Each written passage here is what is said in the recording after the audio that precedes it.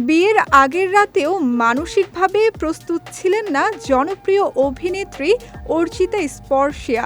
সম্প্রতি দ্বিতীয় বিবাহবার্ষিকী উপলক্ষে দেওয়া এক সাক্ষাৎকারে তিনি জানালেন, জীবনের অন্যতম গুরুত্বপূর্ণ সিদ্ধান্তের মুহূর্তে ভীষণ দোটানায় ভুগছিলেন তিনি। ২০২৪ সালের ১৪ ফেব্রুয়ারি ভালোবাসা দিবসে কক্সবাজারের সমুদ্র সৈকতে ঘরোয়া আয়োজনে ব্যবসায়ী সৈয়দ রিফাত নাওয়ীদ হোসেনের সঙ্গে বিবাহ বন্ধনে আবদ্ধ হন স্পর্শিয়া। তবে বিয়ের আগের রাতটি ছিল তার জন্য বেশ অস্থিরতার। অভিনেত্রী জানান, তিনি খুব নার্ভাস হয়ে পড়েছিলেন এবং এক ধরনের ভয় কাজ করছিল তার মধ্যে। এমনকি সরাসরি হবু স্বামীকে বলেছিলেন তিনি বিয়ে করতে চান না।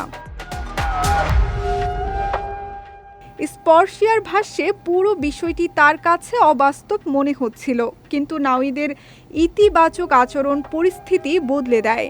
তিনি স্পর্শিয়াকে আশ্বস্ত করে বলেন, বিয়ে করাটা বাধ্যতামূলক নয়, চাইলে শুধু অনুষ্ঠানে গিয়ে ছবি তুলে আনন্দ করা যাবে। সেই স্মৃতি এখন হাস্যরসের সঙ্গে মনে করেন অভিনেত্রী।